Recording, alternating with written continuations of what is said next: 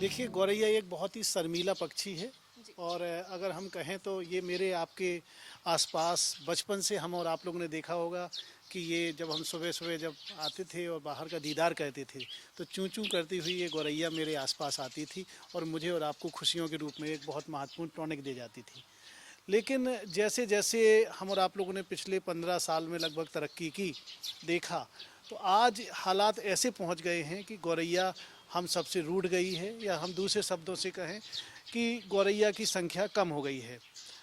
अब ये जो गौरैया है इसे का जंतु वैज्ञानिक नाम पैसर डोमेस्टिकस है। और ये एक ऐसा पक्षी है जो न केवल हमारे आसपास पाए जाने वाले अलग अलग प्रकार की फसलें हैं, अलग अलग प्रकार के जो फ्रूट्स हैं, कुल मिला के पॉलिनेशन में मदद करती है। और दूसरी बात ये है कि ये सीड डिस्पर्सल मतलब एक जगह से दूसरी जगह बीजों के प्रकीर्णन में भी मदद करती है। और एक और बहुत महत्वपूर्ण बात ये है कि जो गौरैया है वो हमारे आसपास फसलों में जो कीड़े होते हैं जिन्हें हम पेस्ट कहते हैं, उन पेस्ट को खाती है। और खाने के बाद उन पेस्ट की संख्या कम करके और हमारे आपके जो अनाज की पैदावार है या हमारे दालों की पैदावार है उसके बढ़ाने में एक प्रकार से मदद करती है, अर्थात हमारे अन्नदाता के लिए भी बहुत उपयोगी है। और मेरे आपके जीवन में जो थाली में भोजन आता है उसकी भी सुनिश्चितता करने में ये सहायक सिद्ध होती है। हमें आपको खुशियाँ देती है, हमारे आपने जो बच्चे हैं उनके जीवन में एक खुशियों का संचार करती है। कुल मिला के हम कह सकते हैं कि ये गौरैया हमारे इकोसिस्टम या पर्यावरण का एक महत्वपूर्ण भाग है जो मेरे आपके जीवन को एक अच्छे सतत और सुंदर बनाए रखने के लिए बहुत ही आवश्यक है। अगर कोई भी प्रजाति, चाहे वो मधुमक्खी हो चाहे वो तितली हो, और वर्तमान दौर में जैसे 20 मार्च को विश्व गौरैया दिवस है, तो अगर ये जो गौरैया अगर ख़त्म होगी तो ये हमारा इकोसिस्टम है, ये एक ताना बाना है, ये एक पूरा नेटवर्क है। जैसे मिसाल के रूप में घास है, घास को ग्रास हॉपर खाएगा और ग्रास हॉपर को फ्रॉग खाएगा, फ्रॉग को स्नेक खाएगा, स्नेक को ईगल खाएगा, बाज खाएगा। तो ये एक फूड चेन होती।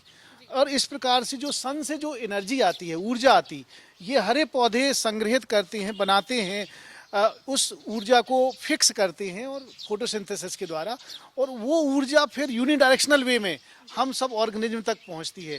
तो जब बीच में कोई भी लिंक मिस होती है, मिसाल के रूप में जैसे अभी आप कह रही हैं गौरैया खत्म हो जाए या कीड़े खत्म हो जाए, तो ये जो फूड चेन है ये डिस्टर्ब हो जाएगी। हम सरल भाषा में कह सकते हैं कि इकोसिस्टम गड़बड़ा जाएगा, और सरल भाषा में कह सकते हैं हमारा पर्यावरण डिस्टर्ब हो जाएगा। इसके पीछे की वजह में मैं और आप सब लोग जिम्मेवार हैं।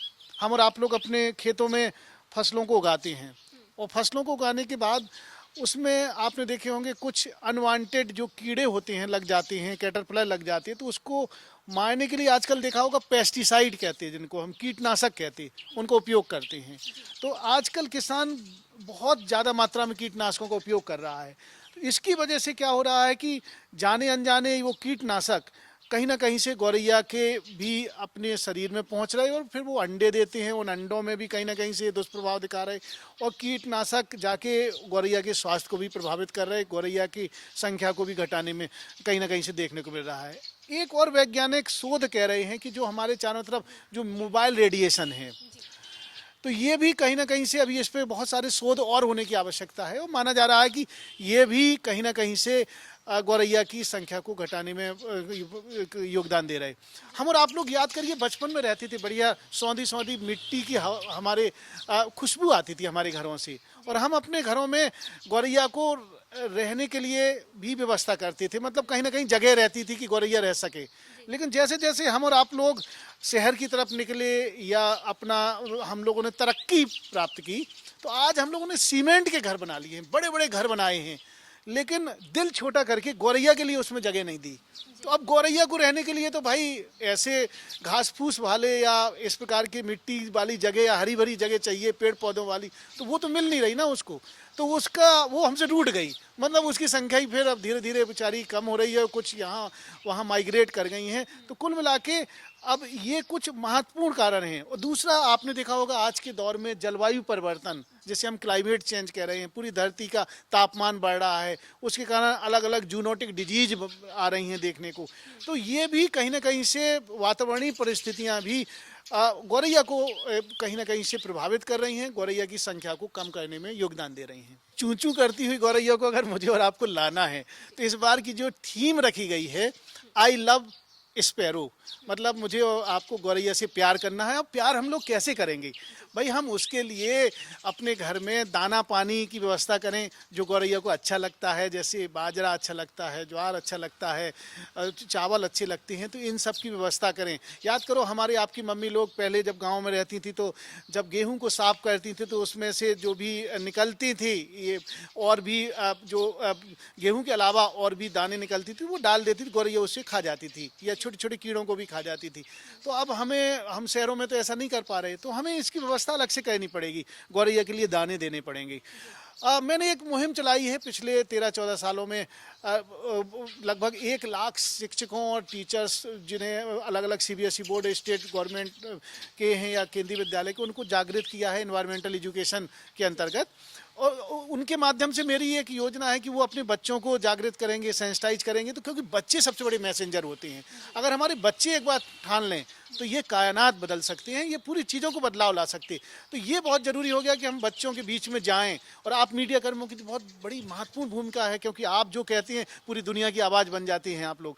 तो ये जो बच्चों तक, आम जन तक ये बात पहुँचे, और हम और आप लोग थोड़ा थोड़ा अपने जीवन की थोड़ी सी कमाई निकालें, उसमें से गौरैया के लिए हम लोग घोंसले बनाएं। कुछ नहीं, छोटी छोटी चीज़ों से नारियल के रेसे ले लें, या जो नारियल हम लोग पीने के बाद फेंक देते हैं उसमें हम कागज़ या अखबार का पुराने टुकड़े डाल दें, थोड़ा सा प्लास्टिक डाल दें, थोड़ा सा उसमें जूट कर डाल दें, थोड़े थोड़े फाइबर्स डाल के, और उसके लिए घोंसला तैयार कर सकती है। लकड़ी के घोंसले भी बना सकती है, कोई भी व्यक्ति चाहे तो मेरे से भी घोंसला दे सकता है।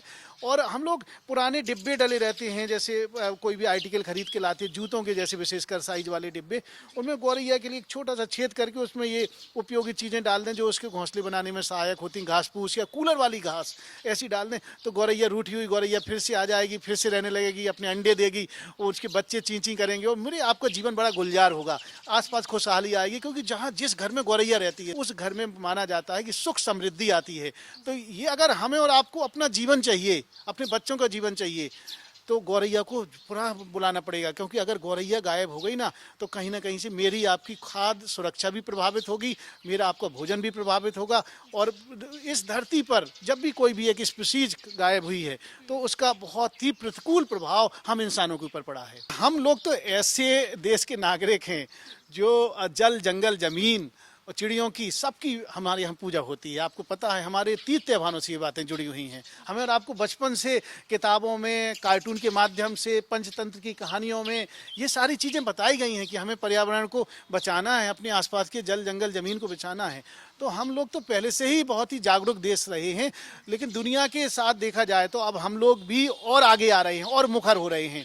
और हम मिसाल के तौर पे आपको पता है कि गौरैया को मोटे अनाज बहुत अच्छे लगते हैं, और आपको पता होगा प्रधानमंत्री जी की ये मुहिम इस बार पूरी दुनिया के लिए, देखिए सारे दुनिया के लोग हमारी इस मुहिम को स्वीकार कर चुके हैं। इस साल इंटरनेशनल ईयर ऑफ मिलेट्स अर्थात मोटे अनाजों का इस बार वर्ष मनाया जा रहा है। तो जब हमारे किसान खूब सारे मोटे अनाज उगाएंगे तो गौरैया के लिए खाना मिलेगा, खूब सारा गौरैया को रहने के लिए मिलेगा, गौरैया क्या और सारे पक्षियों के लिए भी खाना मिलेगा। और हम इंसानों के जब आम लोगों के बीच में जाएंगे, उनको जागरूक करेंगे, अपने बच्चों को जागरूक करेंगे, अपनी दिनचर्या में बदलाव लाएंगे, अपने घर में एक कोई ग्रीन कॉर्नर रखेंगे, या अपने घर में ऐसी व्यवस्था करेंगे कि कहाँ कुछ पेड़ पौधे लगाए जाएं, वहाँ पे घोंसलों की व्यवस्था करेंगे, गौरैया के लिए दाने डालेंगे।